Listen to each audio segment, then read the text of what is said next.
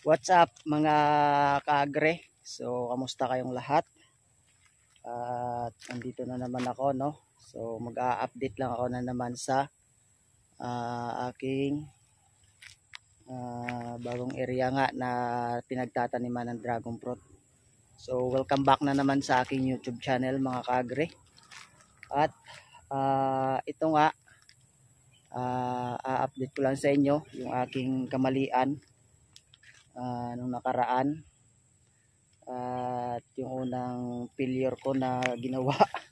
So, i-update ko lang sa inyo at papaalam ko lang sa inyo kung ano ba yung dahilan sa aking kamalian, no, sa pagtanim ko ng dragon fruit. So, yung nakaraan kasi mga kaagre ay pagkatanim ko o pagkakuha ko ng cuttings na pangtanim ay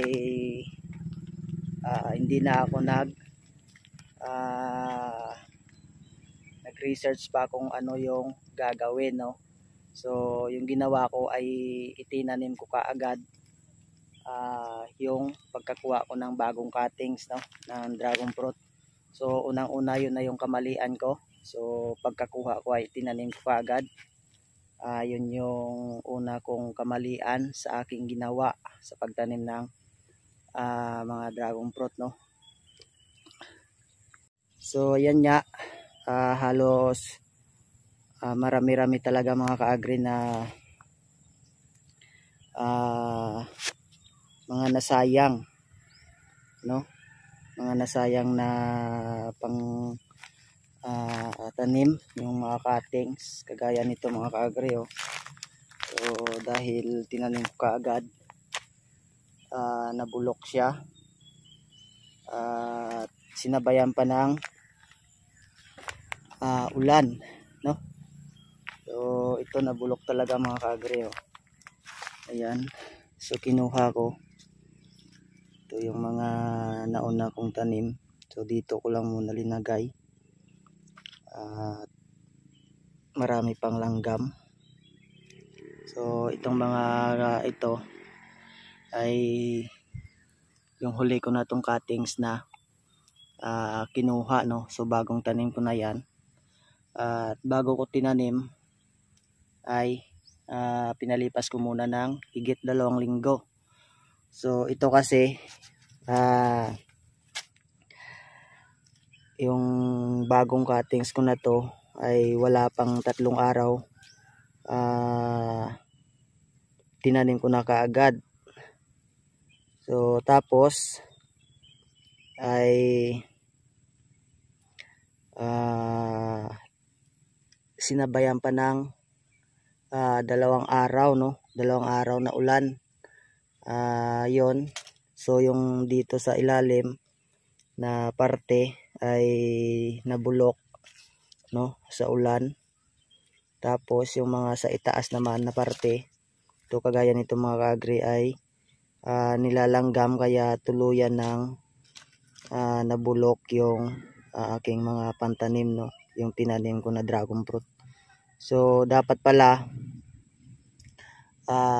pagkakuha ng cuttings na to ay palipasin mo muna ng 1 linggo o mahigit pa 1 linggo, no, para matuyo yung kanilang mga sugat. So meron ako doon na sample na ng cuttings mga kaagre, papakita ko sa inyo. So itong mga to ay mga replace ko na yan ng mga tanim. So bago ko lang yan natanim at okay naman, pero doon sa dulo doon ay may wala pang wala pang tanim doon, no. So mamaya pupunta natin, papakita ko sa inyo para malaman nyo pa yung mga ibang kamalian na ginawa ako, no. So ito ay isi-share ko mo lahat sa inyo simula sa pag tanim, bagong tanim, no. So ito yung mga cuttings ko dito mga ka-agri na kinuha doon. So yan, halos puro may tama na yan, puro tapyas na yan yung mga katawan nila. So sayang naman kasi pag hindi ko kinuha, no, pag hinayaan ko lang, so sayang yung cuttings. So yung iba nga may mga ugat na mga ka-agri, oh. Ayan, may ugat na. So ito pa, oh. May mga ugat-ugat na yung iba dito mga ka-agri kasi kinuha ko lang kasi may mga tama yung sa taas. Ito may mga tama, dito sa ilalim wala naman, pero ugat na siya, oh. So ayan, marami nang may mga ugat dito. So ito mga ka-agri, oh. So ito mag-iisang linggo sa susunod na araw, Sabado, no. Tapos yung mga bago kong cuttings na kinuha, ito mga ka-agri, no. So 2 linggo, mahigit 2 linggo na dapat pala pinatuyo ko muna sa kagaya nito mga ka-agri, oh, bago itanim, no, para walang sugat, walang pupuntahan yung langgam, kasi siguro linalanggam kasi matamis tong kanyang dagta sa loob, yung kanyang katas, kaya linalanggam yun, at nagkasira-sira yung mga aking mga cuttings, no. So base naman sa aking napanood ay talagang ginaganito, no, pinapatuyo muna bago itanim para madali na lang daw mag-ugat, tapos hindi pinupuntahan ng langgam, no, kasi tuyo na yung sugat. So ito, patuyuin ko muna to, yung mga una kong tanim to mga ka-agri. Ito talaga yung mga ang dami talaga tong damage. So kalain nyo mga ka-agri, yung katawan puro sugat, puro tapyas, pero mabubuhay pa naman to. So yung ginawa ko dito ay kinuhanan ko ng tinik, at saka kinuhanan ko yung mga tama ng mga langgam, no. So ayan, mga ganyan, yung mga tapyas halos lahat tama yan ng mga langgam. At ito ay pwede namang itanim to mga ka-agri, ito ay pwede nang itanim. So ito yung nangyari, buti ay maraming pang tanim, no, maraming cuttings na pang tatanim. So at wala nang bayad at libre na lang. So maraming na damage, no mga ka-agri. So ayan, oh. Ito mga na damage, ito na bulok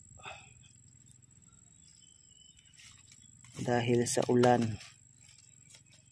sinabayan ng ulan at langgam, you. So sayang. So dun sa kabila, dun sa dulo mga ka-agri ay wala ang tanim doon. So kinuha ko yung mga tanim doon. At dumating na pala yung aking in-order na para sa langgam, no. In-order sa Shopee. So ito lang mga ka-agri, oh. May dala nga ako dito. So and killing bit. So mura lang to mga ka-agri, at mabibili sa Shopee. Sa Shopee ko binili mga ka-agri, oh. So subukan ko to kasi may napanood ako na isang vlogger din na nagda-dragon fruit. So epektibo daw to. So ito yung in-order ko sa Shopee. At simple lang to gamitin mga ka-agri kasi powder. Ilagay mo lang dun sa puno, no, sa poste, sa dragon fruit, no. At kakainin ng actually hindi ko pa nagamit, pero yung napanood ko ay tested naman, no, na ito yung ginagamit niya, no. So ito, kahit wala ng langgam, ay mas mabuti na meron pa ring pang no, pang taboy sa langgam. So ito yung parte dito na walang tanim kasi kinuha ko, mga kaagre. Ayan. So dito lang banda yung mga walang tanim. Kasi kinuha ko, halos lahat ay failure talaga, mga kaagre. Si ako ay nagbabase lang at wala pang karanasan sa pagtatanim ng dragon fruit. Yan, no, bulok. So halos lahat kinuha ko dito, mga kaagre, at papalitan na lang, no. So pero antayin ko muna yung mga pinangkuha ko, yung tapyasan ko doon na mga cuttings. So dito wala namang kalahati yung mga wala pang tanim na kinuhanan ko ng mga cuttings.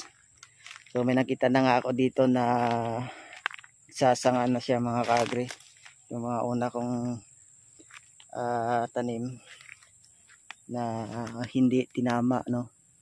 So ito, ayan, ang dami niyang ang dami niya ang sanga, ang dami niyang salingsing suloy, you know. 1, 2, 3, 4. So hindi pwedeng pag ituloy ito lahat ng 4, no. So yung pinakamalapit ito. So ito yung maiiwan pag lumaki na ganito na, pwede nang ma-cut, no. Kagaya nung nakaraan ko na upload na nag-pruning ako doon, nag-cutting, nagputol ako ng mga sanga na hindi dapat kailangan na itutuloy. So ganito rin yung mangyayari, mga kaagre. Puputulin tong 3 at maiiwan lang yung isa na to. So alright, at dito lang muna, mga kaagre, update ko lang sa inyo, no.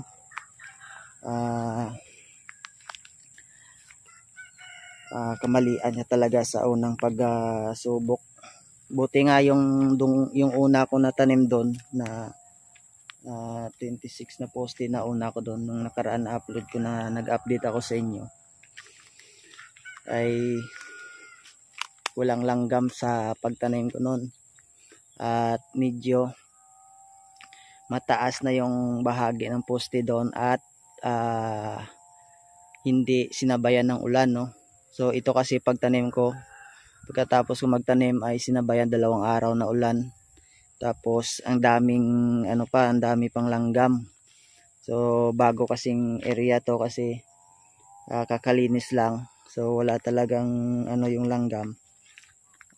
Dito sila nagbabahay sa bagong cultivate na lupa, no. Kaya doon yung nangyari sa aking mga cuttings, mga pangtanim na dragon fruit.